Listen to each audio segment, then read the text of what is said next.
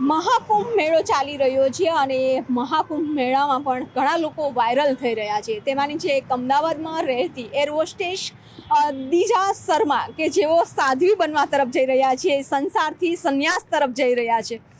દીજા જે વર્ક કરતા હોય છે, આપણે જે પોઝિશન ઉપર હોય છે એ પોઝિશન લેવા માટે લોકોની ડ્રીમ હોય છે, પરંતુ એર હોસ્ટેસ તમે છોડી અને હવે સંન્યાસ તરફ વળી રહ્યા છો, કારણ શું? જો મારા લાઈફમાં એક એવો સ્ટેજ આવ્યો છે જે આ એર હોસ્ટેસ છે, બધાનું જ પેશન હોય છે. જનરલી યંગ ગર્લનું તો બહુ ડ્રીમ હોય છે કે આ ડ્રીમ જોબ છે એર હોસ્ટેસ બનવું. But the thing is that આ એર હોસ્ટેસ બનીને no doubt I was enjoying my job. But જો આ હમણાં 6 મહિના પહેલાં જ મારા મમ્મા ઓફ થયા છે, 24 ઓગસ્ટ 24માં.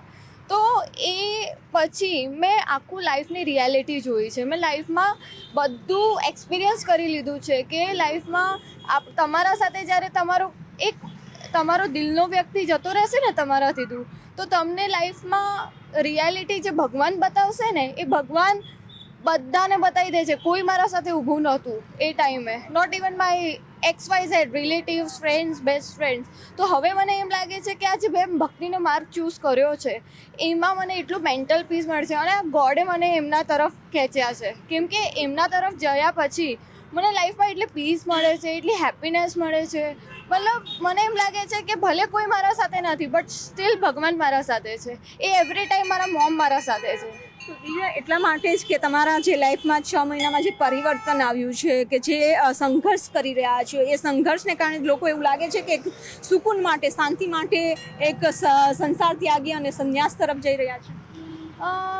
જો હમણાં હે ને મેં ઘણા બધા વ્યક્તિઓ જોયા છે જે હાઈલી રીચ છે, બધું જ છે એમના પાસે, બધા જ મતલબ કરોડો અરબોપતિ છે એ લોકો. સ્ટીલ એમના હે ને મેન્ટલ પીસ, હેપીનેસ અંદરનો છે જ નથી એમનામાં.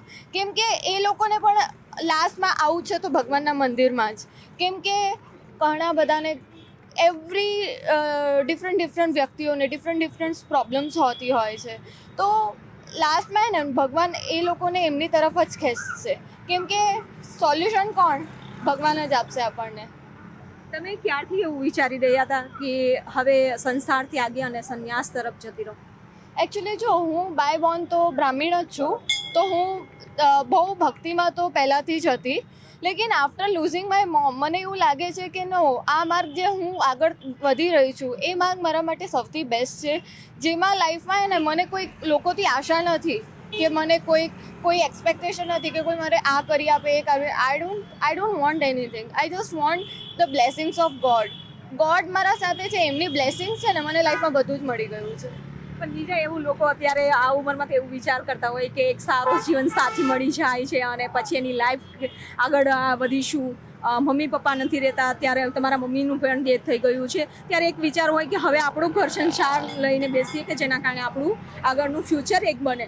પરંતુ એ ખાસ કરીને એવો પીરિયડ્સ આવ્યો છે કે તમારા જીવનમાં તમારા ફ્રેન્ડ પણ તમારી સાથે નથી. Yes, I seriously experience in last 6 months. મેં એવું એક્સપિરિયન્સ કરી લીધો છે કે જ્યારે મારા મમ્માને લઈ જતા હતા ને ત્યારે પણ મારા ફ્રેન્ડ્સ મારા સાથે નહોતા, જે મારા સાથે 12 વર્ષથી મારા બેસ્ટ ફ્રેન્ડ્સ હતા. તો મને લિટરલી લાઈફમાં એક એવી રિયાલિટી મારા સામે આવી છે ને કે મતલબ નાઉ આઈ ડોન્ટ એક્સપેક્ટ એની. હું એને બહુ વધારે લાઈફમાં એકલી રહેવા પસંદ કરું છું હવે. કેમ કે મને ને એવું લાગે છે કે ના, આપણા સાથે ભગવાન છે, આપણા સાથે એ છે ને, તો જીવનમાં આપણને કોઈની આવશ્યકતા નથી. અને રહી વાત ગ્રહસ્થી વધારવાની, તો બધાના લાઈફમાં અલગ અલગ પરસેપ્શન્સ હોય છે કે મારે લગ્ન કરીને સેટ થવું છે, આમ કરવું છે. બટ મને ને બહુ સ્મોલ એજમાં, બહુ શોર્ટ ટાઈમમાં મને ખબર પડી ગઈ છે કે સંસારમાં તમને મેન્ટલ પીસ જોઈએ છે, હેપીનેસ જોઈએ છે ને, તો તમને લાઈફમાં આ બધું ગોડમાંથી જ મળવાનું છે. તમે ગૃહસ્થીમાં વધશો ત્યારે પણ હમણાં તમે જોયું જ હશે કેટલા ડાયવોર્સ થઈ રહ્યા છે, રાઈટ? તો આ ડાયવોર્સ થવાનો રીઝન શું છે?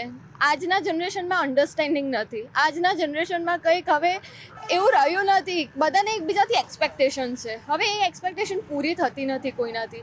તો લાસ્ટમાં એ લોકો શું કરે છે? ડાયવોર્સ કરે છે. એના કરતાં લાઈફમાં મને હવે એટલું ખબર પડી ગઈ છે કે લાઈફમાં તમને જે પણ છે એ ભગવાન સિવાય તમને ક્યાંક નહીં મળે. અને જે વધારે એક્સપેક્ટેશન રાખે ને એ લાઈફમાં હંમેશા યાદ રાખજો, એ હંમેશા ડાઉનફોલમાં જ રહે, એમ હંમેશા સેડ રહે, હંમેશા એમને ડિપ્રેશન જ રહે. તો ડિપ્રેશનનું મેઇન કારણ જ એક્સપેક્ટેશન છે. એર હોસ્ટેસની તમારી સફર કેવી રહી છે? એર હોસ્ટેસની સફર મારી બહુ સરસ રહી. એ મારો એ ડ્રીમ જોબ હતો જ્યારે હું 10th સ્ટેન્ડર્ડમાં હતી. એના પછી એર હોસ્ટેસ બન્યા પછી મેં બહુ સરસ એક્સપિરિયન્સ કર્યા છે. મેં ઘણા કન્ટ્રીઝમાં ફરી છું. તો ઓવરઓલ એક્સપિરિયન્સ વોઝ ગુડ. ખાસ કરીને તમે કુંભમાં ગયા હતા, ત્યાં તમે સંન્યાસ લઈ લેવાના હતા, પરંતુ તમારા ગુરુ કોણ છે કે જેને તમે માની રહ્યા છો ને આજે એવું કીધું છે કે થોડા હોલ્ડ ઉપર રહો? જો સૌથી પહેલાં તો હું હમણાં જે મારા ગુરુજી જે છે જેમને હું બહુ માનું છું એ પ્રેમાનંદ મહારાજજી છે, જેમના હું હમણાં દર્શન કરી આવી છું, પ્રેમાનંદ મહારાજજીના.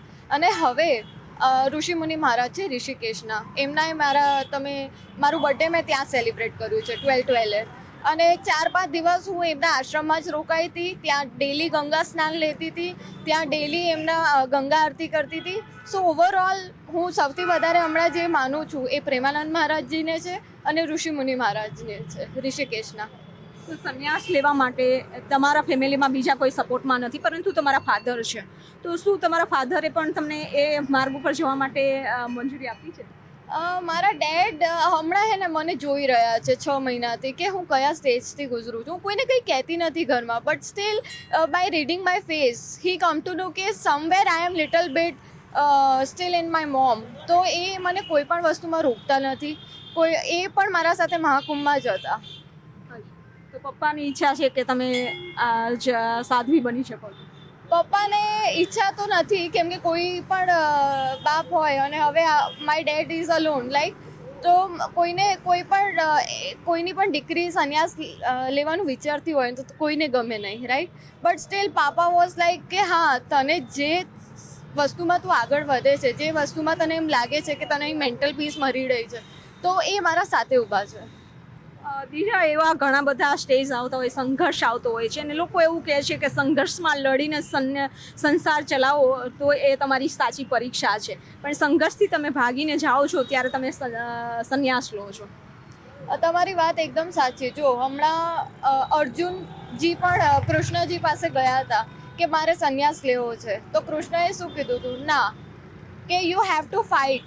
તને હમણાં ઘણા બધા ફાઇટ કરવા છે, તને સંન્યાસની તરફ નથી જવું. એ કૃષ્ણજીએ અર્જુનજીને સમજાયા હતા. તો એવી જ રીતે આ સ્ટેજ મારા લાઈફમાં આવ્યો છે, જ્યાં હું સંન્યાસ લેવા ગઈ હતી ત્યારે ત્યાં હું મહાકુંભમાં ઘણા બધા ગુરુજી, ઘણા બધા માતાજીને મળી. તો એક માતાજીને હું રેન્ડમલી મળી. આઈ ડોન્ટ નો એમાં કયા સ્પિરિચ્યુઅલ પાવર્સ હતા. હું એમના સાથે બેસી, આઈ ફેલ્ટ વેરી ગુડ. એન્ડ એમના સાથે બેસીને એમને મને એક જ વસ્તુ સમજાય કે જો બેટા, તને જેટલું ઇઝી લાગે છે ને સંન્યાસ, એ જે તારી હમણાં લાઈફ છે ને એનાથી 10 ગુના વધારે ટફ છે સંન્યાસી બનવું. તો કે જ્યારે તું એ બધું એક્સેપ્ટ કરવા માટે રેડી થઈ જઈશ ને કે નો, હું બધું તપસ્યા કરવા રેડી છું, હું અંદરની માઇન્ડ કંટ્રોલ ને બધું લાઈફમાં કંટ્રોલ કરવા રેડી છું. આજે તારા XYZ, હું એર હોસ્ટેસ હતી તો આજે મારું ગેટઅપ છે એ બધું ત્યાગવા રેડી છું, ત્યારે તું સંન્યાસના માર્ગ પર આગળ વધશે. તો એ લાઈફ તો બહુ ટફ છે, પણ મને એમને એટલું સરસ રીતે સમજાયું છે કે પહેલાં તું અંદરથી મનથી સ્ટ્રોંગ કરીને જેટલી ભક્તિ થઈ શકે ને તારાથી એટલી તું ભક્તિ કર. તો દિજા શર્મા કે જે હવે પોતાની એર હોસ્ટેસની જોબ છોડી અને એક સંન્યાસના માર્ગ અપનાવવા તરફ જઈ રહ્યા છે. ખાસ કરીને સંઘર્ષ આવતો હોય છે ત્યારે લોકો એવું માની રહ્યા છે કે ભગવાન છે એ જ આરાધ્ય દેવ છે, તે જ સુકૂન આપી શકે છે.